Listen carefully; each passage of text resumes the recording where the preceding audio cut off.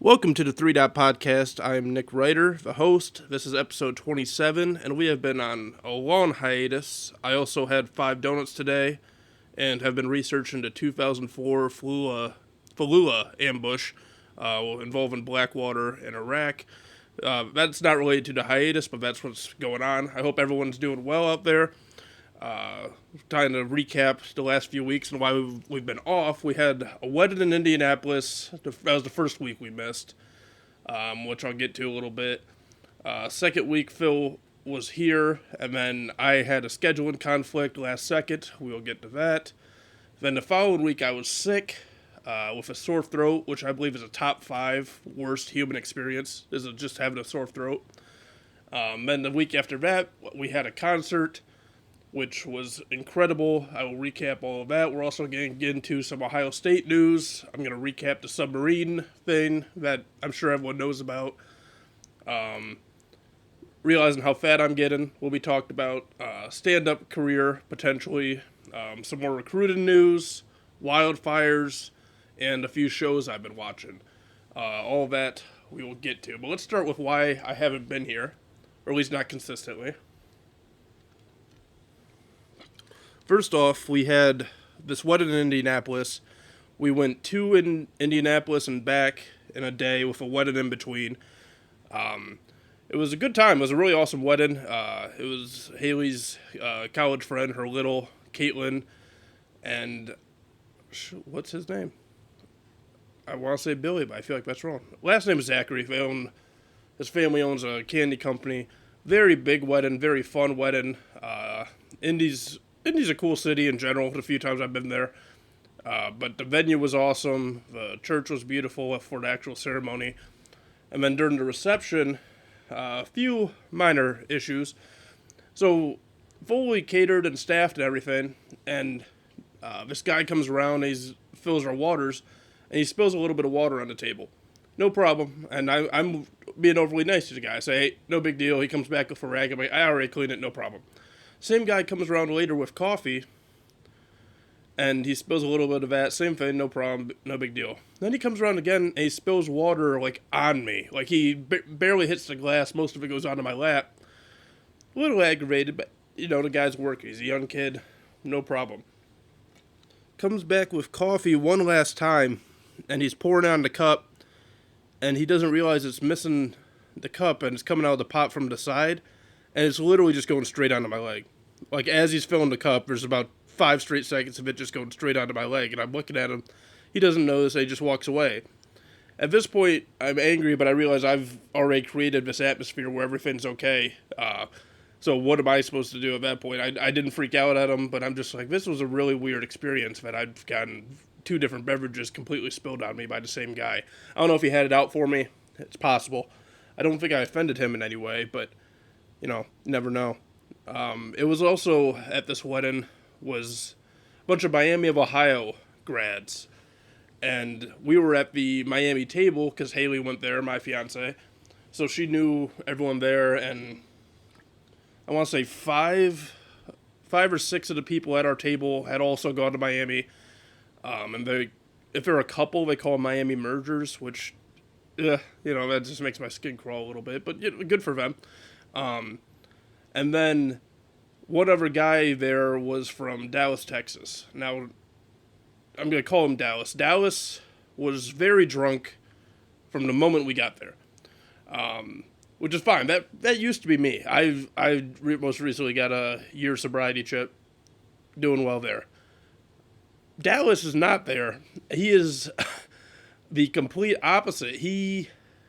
We get there, and he already has a drink. No problem. He's been drunk, drinks fat. Then he goes to the bar and brings the girl that he's with a drink and himself a drink. He finishes his, goes to the bar again, brings her a drink, him a drink. She hasn't drank the first one. He does this 2 more times, and then he looks at her. He goes, do you need another one? She has 4 full drinks in front of her. He's finished 5. She has full 4, hasn't even touched him because it's a wedding. She's trying to be there for the people celebrating. And he is just already drunk out of his mind, and we haven't even had dinner yet. So that was really fun to watch because he just progressively got more and more drunk. I'm pretty sure he passed out on the dance floor at one point. So that was good. Then we had the Miami people were nice, but there's a small bit of ego that they all have. They all have this little bit of arrogance because they went to Miami, which is deserved. It's a good school and everything, but you could just kind of sense it. And there was one moment where Haley and this girl were talking everything about Miami, blah, blah, blah. And then they look at me and, like, where'd you go? And I was like, Heidelberg. And then they both just kind of nodded their heads. And then they moved along. And I was like, they don't know, don't care. Very just, yo, not Miami. See ya. Like, peace out. So that was interesting. It was I kind of felt out of place a little bit, but I had a good time. We had a great time on a dance floor, met a lot of good people. Another guy who I didn't know saw me on the dance floor, and he comes up to Haley and he goes, I just had to come meet you guys because you guys are dancing and partying and you look like a fun couple. I was like, yeah, thanks, man, appreciate it. He's like, yeah, so like, are you guys staying here? I was like, no, we're actually driving back to Toledo, Ohio. He goes, oh, how are you gonna get back? And I was like, oh, I'm not drinking. And he's like, oh, you're partying like this and you're not drinking? Yes, you can do that. You can do that and you can have fun. I actually have more fun at weddings now, and then more kind of outgoing when I'm not completely out of my mind, either drinking or whatever else. So that was kind of fun. It kind of made me feel good to do that. And then he kept warning us about the highway on the way out of Indy, telling us how dangerous it was. And then we're like, yeah, I've driven before, fuck off. But then we're driving back, and there was like 3 accidents on our way back. So Indianapolis, fun to go into, tough to get out of. It was not a good experience getting out of there, but overall, great wedding. But that was the first week we missed. Along those same lines, Phil, this is where I need feedback from the listeners. Whose fault is this, okay? Phil and I have a text during one of the weeks we missed. And I say to him, let me bring it up. I said to him, we were scheduling a day to record the podcast. And I say to Phil, I should have had this prepared. I'm doing really well with my prep. Maybe we should take another 4 weeks off. Okay. I said, what are you doing Saturday? He says, I have to DJ a graduation dinner around 3. What are you thinking? I said, the podcast, I'm free pretty much all day. Now, this is my mistake. That I will admit that was my mistake because I'm one of those guys who Haley will tell us we have plans, and then all week I'll be like, I think I have something, but I don't know what it is, so I'm just going to say I'm free. I do that. That part, sure. To this point, my fault. Then he says, I'm picking up the DJ things at 10, so say 10:30. Okay, so I've said we're free. He's making a plan for 10:30. I say, I will let you know, but we can plan for it. And he says, sounds good. So that was the extent of the conversation. And this was on a Monday. We go to that Saturday, and I'm running errands because we're about to leave town. Haley and I. And Phil calls me, and it's like 10:30. I'm on my way back to the house. Or it's 10:20, because he calls me and he goes, believe it or not, I'm here early. I go, where early? He goes, I'm here for the podcast. And sure enough, I pull down the street. He's parked in front of my house. And I just say, Phil, I'm so sorry. I can't do it. Did we plan this? Because once again, I'm making plans, but I forget. I vaguely, they're there. The plans are in my head, but I haven't actually marked them in any sort of official way. They're just kind of floating around in my head, and then when they pop up, I'll either remember or I don't. So I said to Phil, I'm sorry, and he's like, well, can I come in at least? And I'm like, oh, we're actually like about to leave. So I felt bad. I sent Phil home. Dick move on my part, the fact that I double booked and didn't even let him in the house. That part, yes, bad look, tough. But him being there, is that my fault or is that his fault? Because I said we can plan for it, and then he just says, sounds good, doesn't hear from me, and shows up. I told him I take 94% of the blame at the time. The more I thought about it, I think it's more 60-40 me. The jury's out. I want listener feedback on that. Whose fault is it? And I guess if you know your friend, should you follow up or not? I do want some feedback on that, and we'll get Phil in here to discuss the results of that.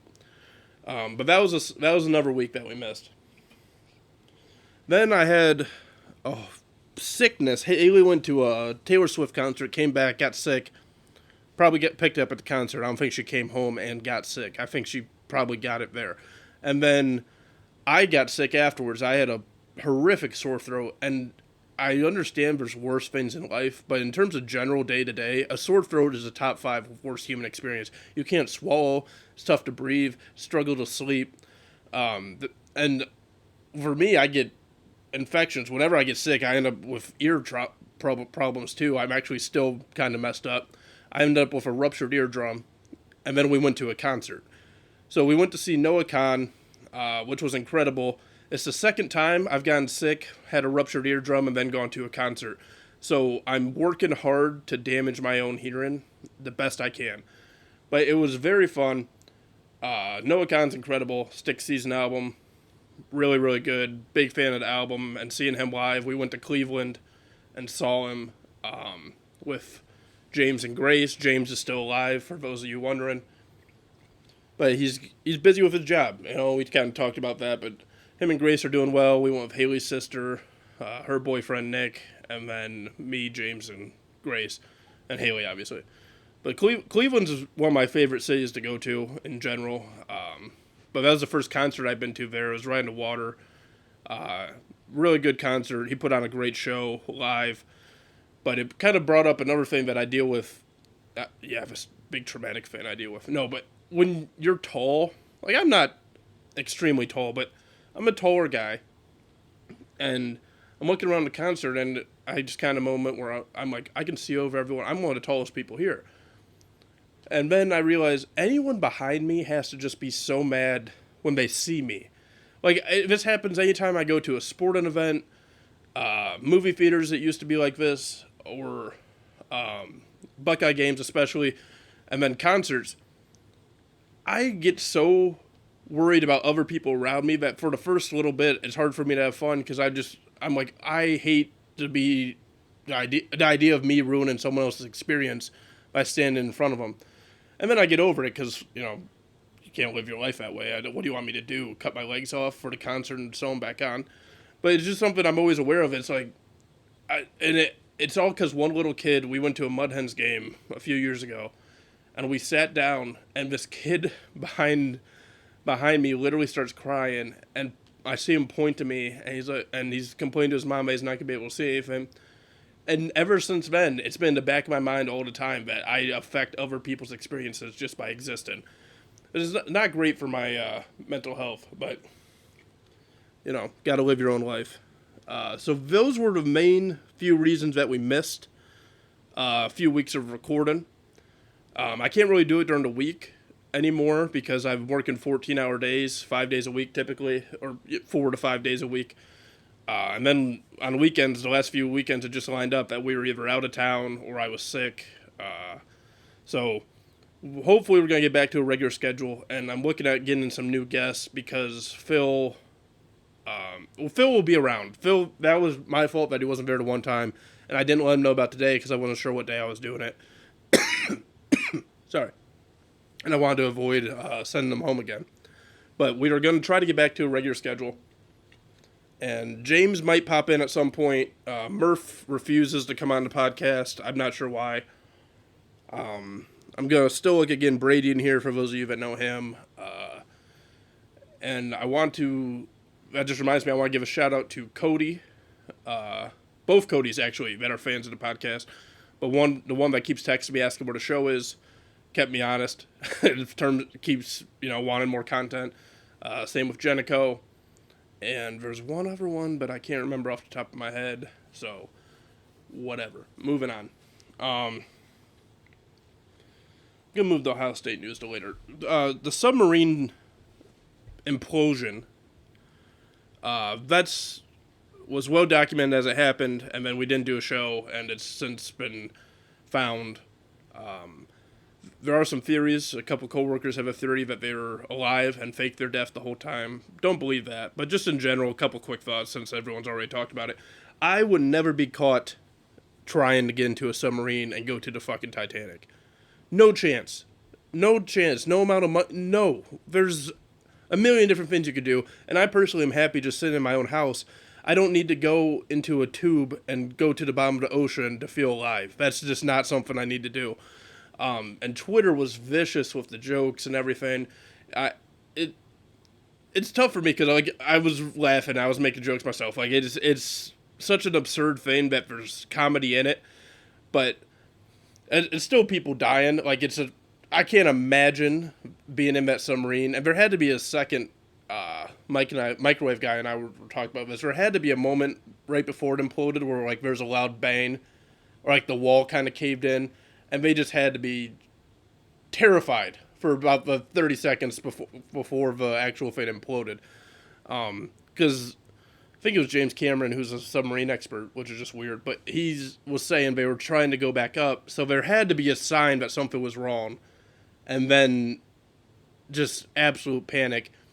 Or maybe because the CEO, there's been enough out about him cutting corners and the video game controller that went viral, all that, where it caved in and he just had a moment of looking at everyone and going, yeah, I kind of figured this, we were due.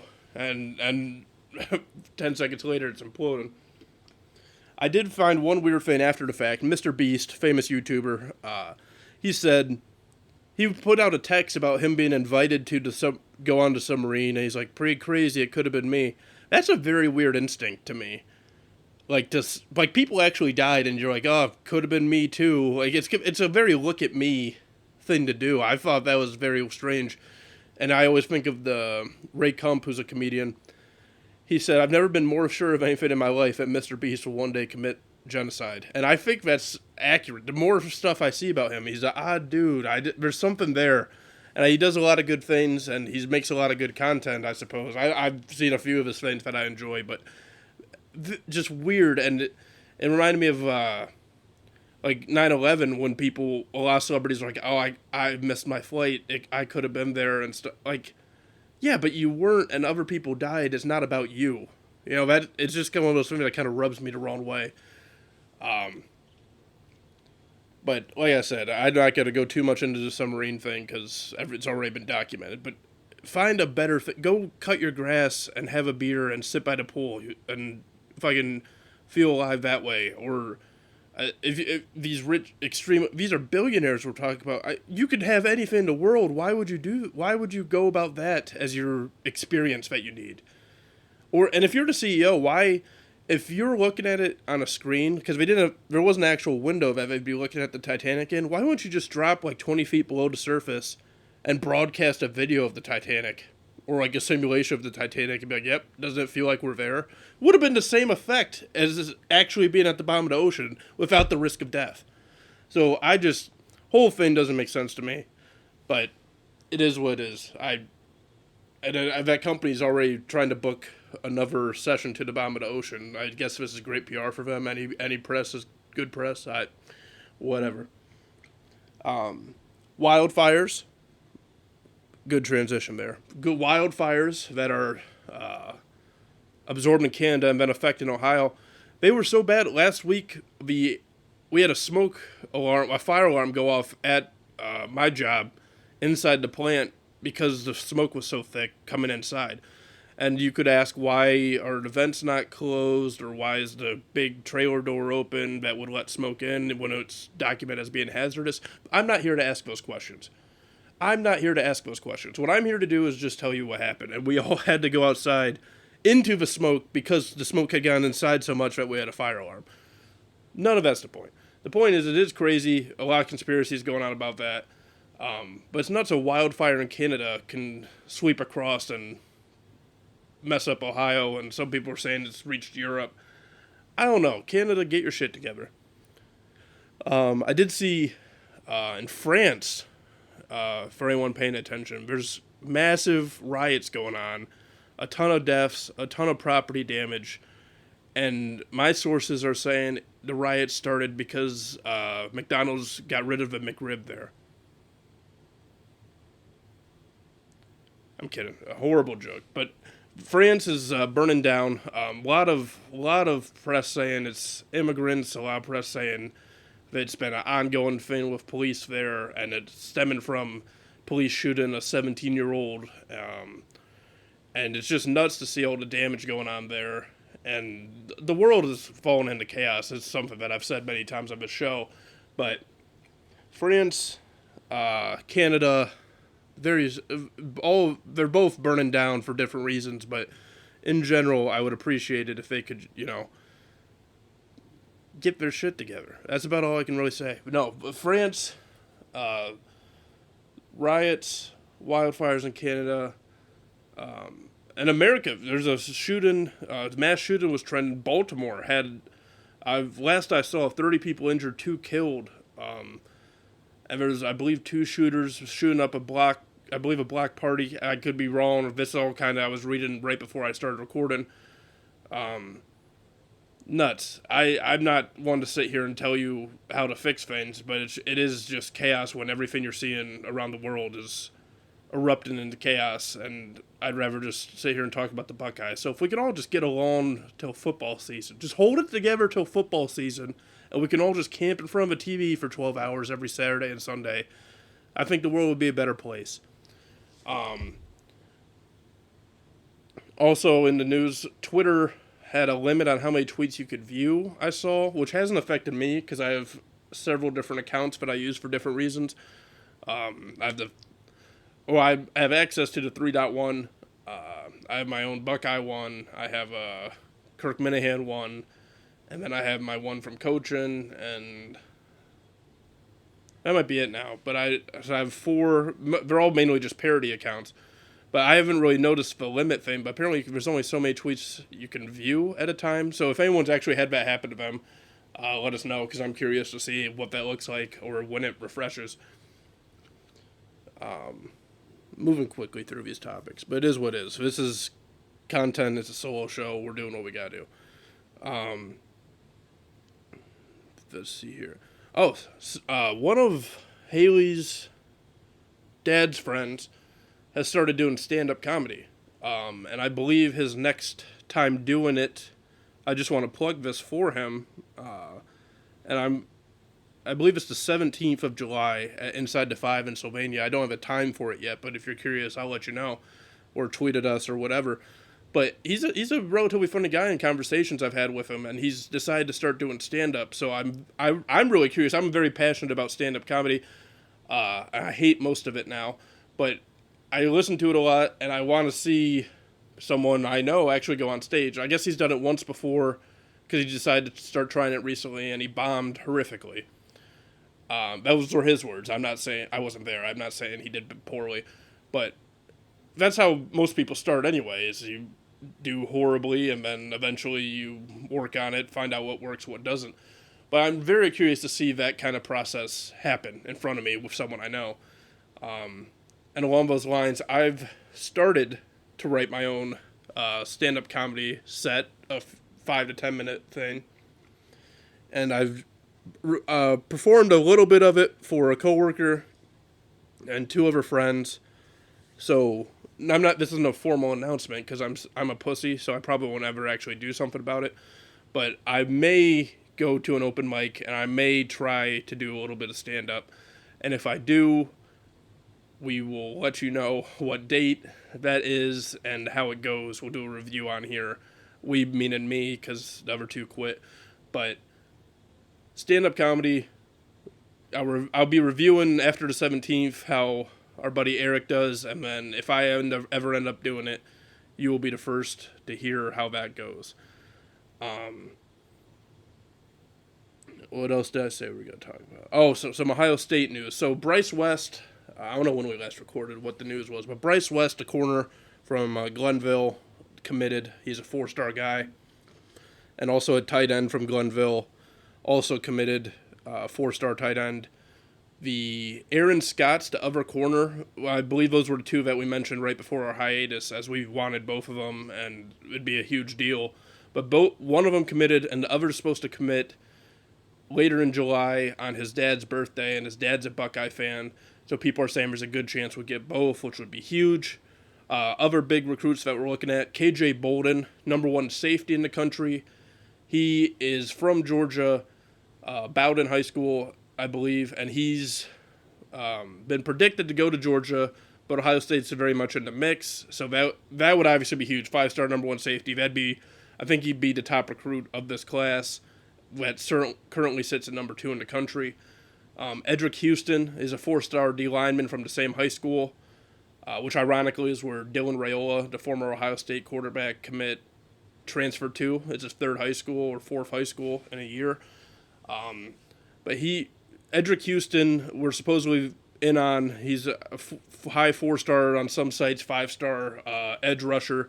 So if we could pull one or both of them, that would be huge. Rumors are that Edric Houston's been silently committed.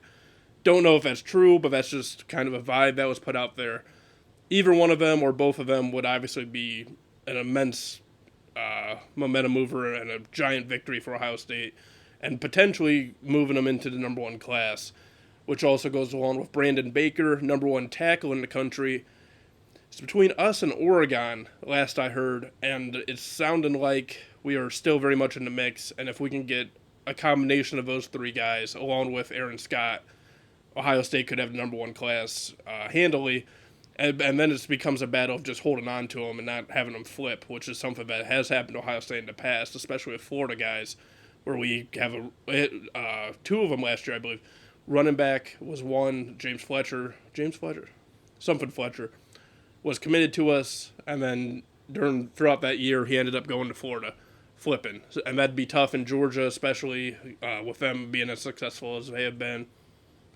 So just something to watch. KJ Bolden, Edric Houston, Brandon Baker, and then Dylan Stewart's the number 1 edge rusher, and we're supposedly in on him too. So Ohio State's taking some big swings on these recruits, and I think they have a good shot at all of them. But we were looking for a combination, some sort of combination of them. If we get all of them, then that's just icing on the cake. A topic I wanted to get into was Urban Meyer versus Ryan Day. There's been a lot of trash talked about Ryan Day over his past offseason. Obviously, the 2 losses to Michigan. Almost beat Georgia, but that gets kind of washed out because you lose to Michigan. I'm not going to go too much into it today, but that's something to look forward to. The next week is I'm going to do a more in-depth review of Urban Meyer against Ryan Day. What better at some things, worse at others. I think Urban was elite at some of the things Ryan Day is not, but I think Ryan Day overall is a better coach for us right now. I think it's just a matter of Ryan Day still learning, where Urban was kind of polished by the time he got to Ohio State, which made him more elite in the motivational area. But Ryan Day still can be that, and I think he's learned on the job under a huge microscope or a huge magnifying glass, kind of watching his every move, and I think that makes it tougher to be fair about comparing the two. But I will be going into that next week.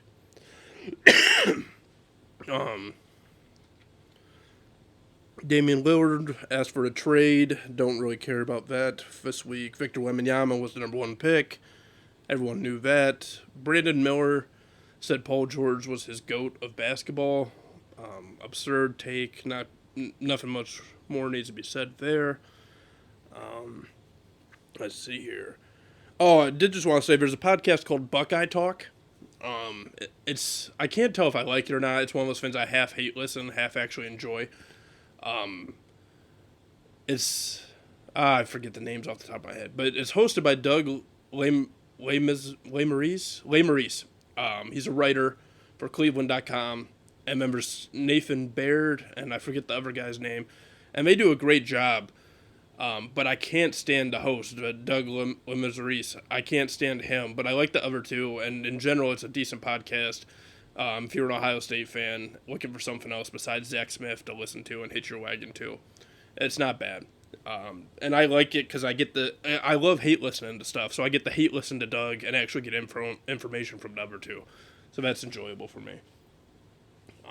What else do we got here?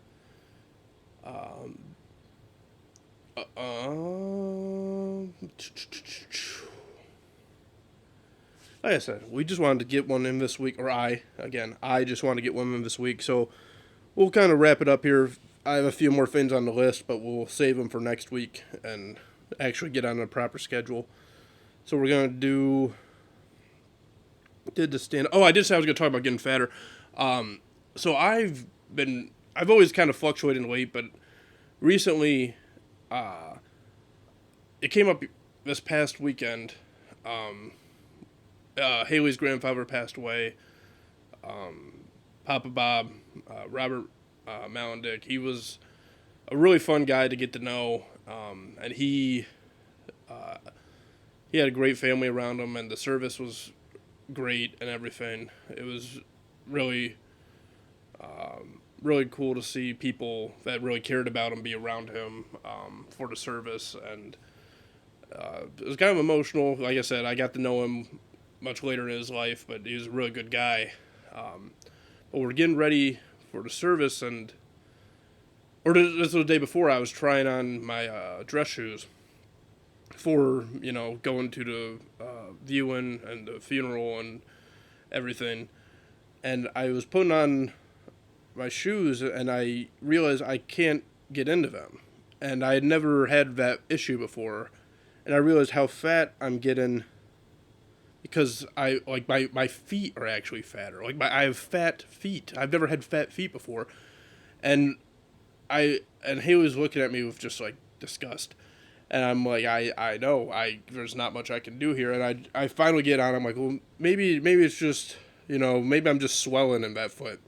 Maybe the other one will go on easier, which I obviously didn't. But I realized in that moment that I would rather have had a bizarre medical issue that had one of my feet swelling up than just admit that I was getting too fat to put on shoes. What world is that? I've reached that point where I'm like, God, maybe it's just a medical anomaly that I can only get one shoe on and not the other one. But no, they're tight shoes. I'm not saying they're not, but I have reached a point where I'm struggling to get shoes on. Not great at all. I don't like it. Gonna have to make some changes in my life going forward, because that's not something I can deal with. Going to the good and bad segment today. Good and bad. I'm just going to go through some shows that we've watched and finished, Haley and I. Yellow Jackets, bad. Mrs. Davis, good. Succession, mid. I'll put it in the good category. Didn't like the way it ended. Succession, people are talking about like it's the greatest show ever, and I think it's just because it's a very well acted show and very good imagery and like put together well, and it's polished. And there's some characters that are unique, but it's not a greatest show of all time. It's not in that territory at all for me. I think it had really good moments, but I think in general it was kind of frustrating, and I don't think it deserves to be put in the same breath as like Sopranos. The Wire, which I haven't seen all of The Wire. I never sat down and watched all of it, but from what I did see, that was a very good show all around. And it's a different time too. It's like there's things that now would be more cleaned up, but The Wire still holds up. Sopranos still holds up. We had finished that recently. Succession did not do the same thing for me. I think there's a lot of good moments, but to talk about it, it's like the Victor Wembanyama thing. It's just new. To sit here and say it's the greatest prospect of all time is absurd. To say Succession is the greatest TV show of all time is absurd. And I think a lot of critics just want whatever they're watching to be able to be the best thing. I don't think they like saying, oh, well, we don't have any good shows. All the great shows are in the past. They want their thing to be the best thing, and that's just not the case. I don't think there's any reason to put this thing on a pedestal like that. Good, yes. Overall, mid, so I'm going to put in the good category. Yellow Jackets had an opportunity, and then it became too much like Lost for me, and we spent too much time on things that didn't matter, weren't entertaining, and just kind of pushing, outside story that's not the reason we're watching. Yellow Jackets, I'm not going to spoil because that's more relatively new. Mrs. Davis, I don't think a lot of people have seen. It's on Peacock. Watch Mrs. Davis. Give that a shot. Another show that I'm not going to spoil anything with Mrs. Davis because I think people should watch that. And then lastly, the show that we've been rewatching, because I had watched it in college, Haley had never seen it, The League. If you haven't seen The League, Very good show. Still holds up. Still very funny. It's outdated because it's about fantasy football and a lot of players. There's cameos and stuff and references to former players. But if you've ever watched football and you haven't watched the league, highly recommend that. It has Steve Rizzini in it, who lied about being at the site of 9/11 when he wasn't. But outside of, if you could separate art from the man, then stick with the league. Great show. Like I said, I'm going rapidly here. I was all over the place, but we wanted to get an episode out, and we are just going to stick with that for the week. This has been the 3 Dot Podcast with your host, Nick Ryder. We will most likely have a guest next week, or if not, I'm going to continue to try to get better at solo shows. Stand by for Eric's comedy date, and if I ever do stand up, I will announce that date on Twitter through the 3 Dot Podcast. I will reach out to our Twitter guy to put that up for us. I had one other announcement, but I can't remember it. So that will do it for the week. Thank you for listening. We will see you next time on the 3 Dot Podcast.